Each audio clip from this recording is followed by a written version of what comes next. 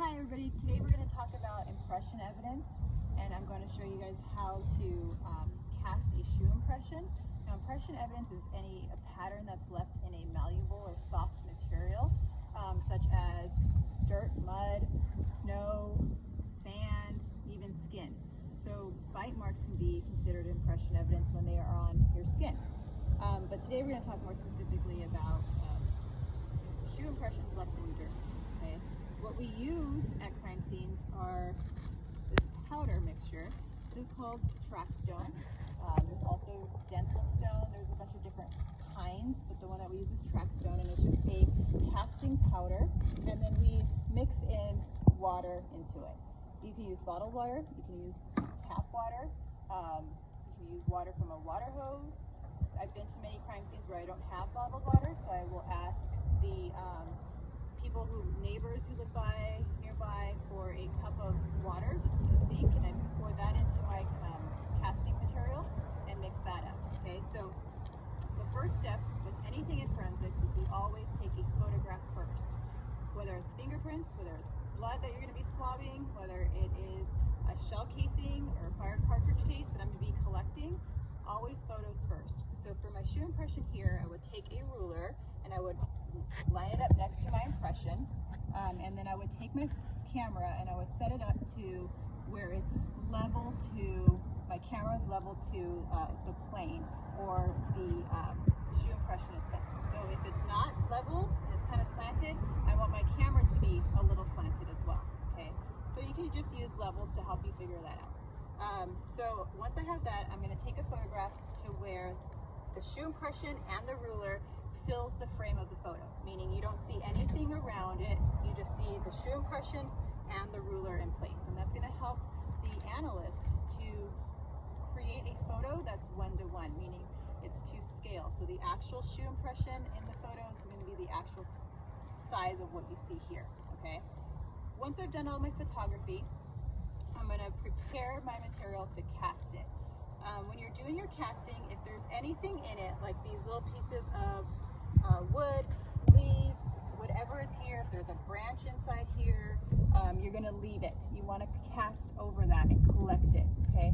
If there's evidence such as a fired cartridge case sitting in your shoe impression, you would photograph it like it is and then remove the fired cartridge case, place it next to it, give it its own placard or evidence item number, and then cast that. You don't ever want to cast that kind of evidence into your shoe impression casting, because obviously you're going to damage that.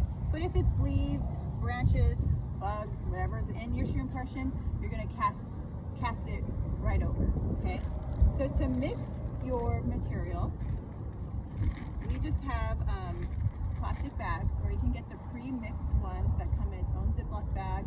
We have a big box of casting material, and then we just take our scooper, put it into a Ziploc bag, and then we're just going to take some water. I'm going to start off slow. I'm not going to pour the whole bottle of water into it. I'm going to start off with a little bit, and I'm going to mix it.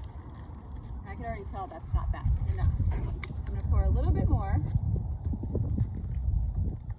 and I'm going to mix it. So this track stone has these little blue specks in the powder, and this is to help you know when it is mixed completely.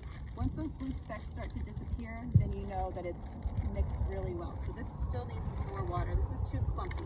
What you want to get is the consistency of pancake batter. Okay. Hopefully you guys have made pancakes before. If you haven't, make them so you know what the consistency of your track stone should be. Okay. And you want to make sure that you are going into the corners of your bag as well and getting all of the powder mixed in really well. Now, if you put too much water, what you can do is you can get another bag of the same material of your track stone and then just pour it into your watery bag, and then that should harden it up. But making sure that you get all of the clumps out. Be careful not to rip your bag. And when you're mixing it, you want to make sure that you're not taking too much time to mix it, because the heat from your hands will start making your mixture harden, okay? Because that's what casting material is. It starts off out as a liquid, and then with heat and time, it'll make it hard. So you don't want to take too long to do that. Also, if it's a nice hot day, especially in California, all year round we can get hot days. The ground might be warm, and once you pour your material onto the ground, it's going to set pretty well, pretty fast. And also it'll start to harden in your bag too. So you don't want to take too much time. But if it's a cooler day and your ground is cool, my ground is pretty cool, a little bit, it's a little bit warm, it's been in the sun here. But if it's cool, it might take a while for it to harden. I've had plenty of crime scenes where I've had a shoe impression at like 1 in the morning, and it's been cold. Even for California, it's been pretty cold. It'll take hours for it to harden. So I've had to pull up my car next to my evidence, because you can't ever leave your evidence. You can't drive off and come back to check on it. This is still evidence. So I've had my car pulled up, and I would just have to call dispatch and say, hey, I'm going to be an extended time at this crime scene. Now I'm basically going to be babysitting my shoe impression until it hardens up. Okay, so this is actually almost done. It's a little bit more watery than what I would like. So I'm just going to take a little bit more, just a little.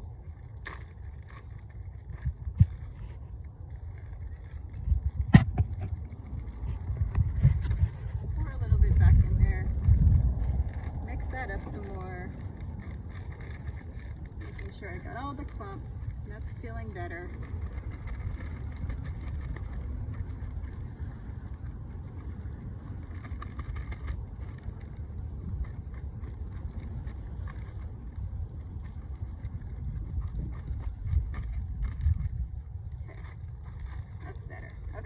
Then I'm going to start pouring it into my shoe impression. And I want to look at it, and I want gravity to kind of help me out a little bit. So if it's slanting, then you want to start at the top and let it come down. Okay, so you want gravity to help you. If it's pretty flat, then just pick a side and then start from there.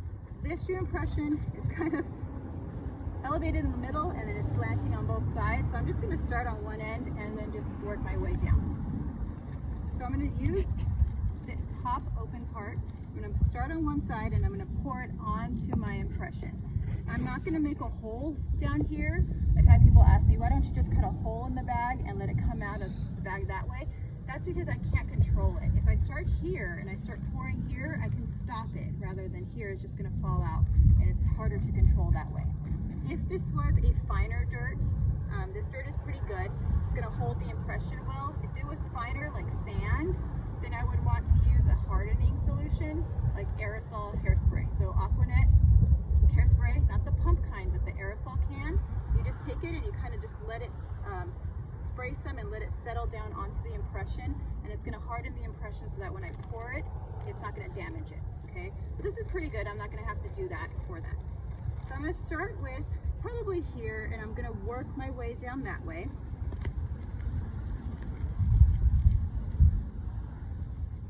And I'm going to pour onto the material itself and let the force of the pour spread it across.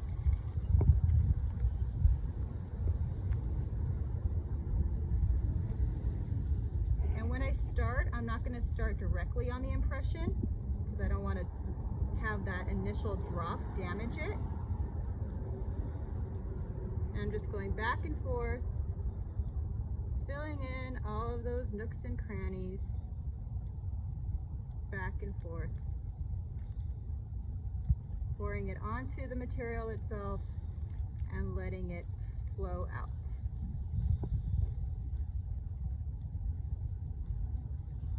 Just like that. Okay, and then I'm going to take a very special tool in forensics called a stick, and it's just found anywhere. And I'm just going to lightly go over the top of the casting material and kind of just get all those air bubbles out. And you can already see it's already starting to set a little bit, because it's been directly in the sun for a bit.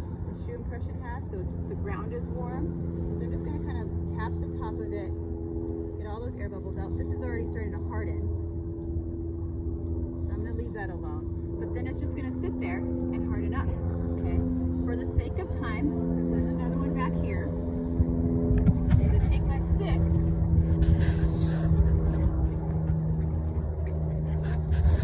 And I've left my bag of casting material next to my impression. So this will be my control. And once this is hard, which this is, okay, this is gonna be ready to go. And you can feel it too. It's hard. It's not, I'm not pushing down and leaving little marks, you know, or anything. This is pretty good. So now to lift this, I'm gonna take my stick, I'm just gonna go around the impression and kind of carve it out a little bit, but being very careful because you don't want to chip the track stone or the casting.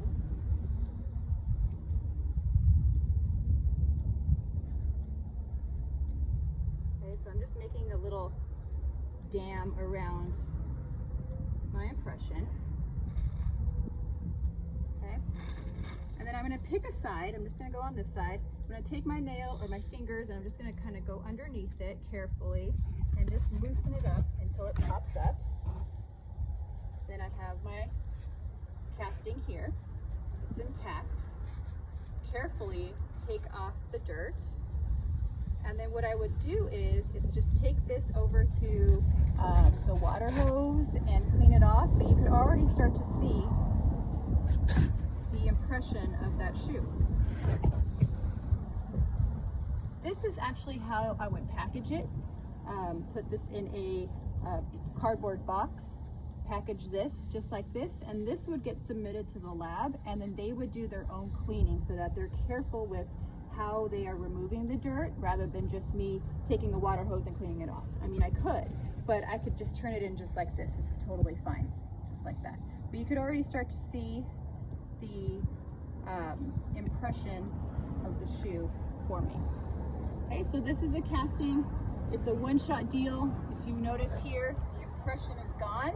I now have it in my hands to take and collect and to be compared to a suspect shoe, or maybe a shoe impression from another crime scene, or an impression that was taken from a suspect, possible suspect, you know, that detectives have in mind. I can now compare those to this, or compare to the photographs as well. Okay, thank you for joining me. This is Impression Evidence. Bye-bye.